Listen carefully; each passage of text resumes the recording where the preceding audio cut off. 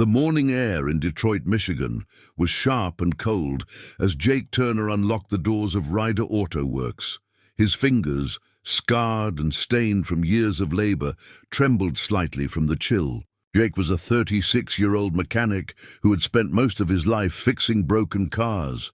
But lately, he felt like he was the one who was broken. Rent was late again, his truck barely ran, and his boss treated him like he was disposable. Still, Jake showed up every day because fixing things was the one thing that gave him purpose when everything else seemed to fall apart.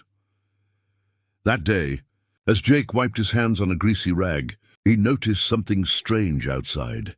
A white ambulance parked by the curb, hood up, smoke curling from the engine. Two paramedics stood beside it, looking desperate. One of them, a young woman, shouted, "Please, can someone help? We've got a patient inside. He's not breathing right." Jake glanced at his boss, Carl, who stood near the door sipping coffee. "Carl, that's an ambulance," Jake said urgently. "Somebody's dying in there." Carl just shrugged. "We're not a charity, Jake. They can call city maintenance." Jake's jaw tightened. "They don't have time for that." Without waiting for permission, he grabbed his toolbox and sprinted toward the ambulance. "Pop the hood!" he yelled. The paramedic stepped back as he examined the engine. The fan belt was torn and coolant leaked everywhere. He knew he didn't have the right parts, but that didn't stop him. He cut a strip from an old belt in his toolbox, patched the leak with a spare hose clamp, and tightened everything as fast as his hands could move. His breath came in clouds, sweat mixing with frost on his brow. After 15 frantic minutes, Jake slammed the hood shut. "Try it now!" The driver turned the key, and the engine roared to life. The paramedic looked at him in relief. "Thank you. You just saved him!" The siren blared as the ambulance sped off into the distance. Jake stood there, heart pounding, chest heaving, watching the flashing lights disappear into the snow. When he turned around, Carl was standing there, arms crossed, face twisted with fury. "You just disobeyed me in front of everyone," Carl snapped. "That vehicle wasn't our job." Jake wiped his hands on his coveralls. "It was a man's life," Carl's voice rose. "You think you're some hero? You just cost us a city contract for doing unauthorized work." Jake stared at him, disbelief and anger building. "You're firing me for saving someone's life?" Carl sneered. "Pack your things."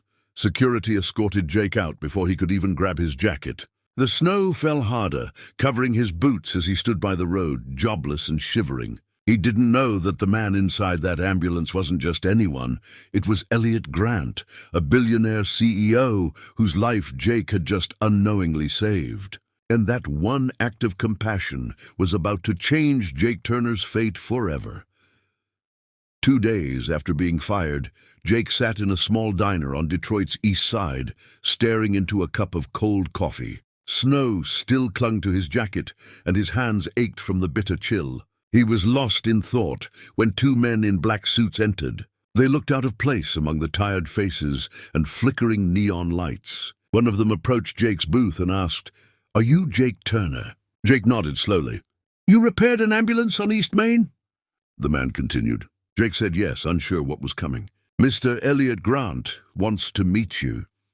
Within an hour, Jake found himself walking through the towering glass entrance of Grant Medical Technologies, one of the biggest companies in America. Everything gleamed, marble floors, glass walls, the scent of luxury. A receptionist greeted him with a warm smile and directed him upstairs. His heart pounded as the elevator doors opened to a vast office overlooking the skyline. There sat Elliot Grant, the very man whose life he had unknowingly saved. The billionaire CEO looked pale but alive, his eyes filled with quiet gratitude.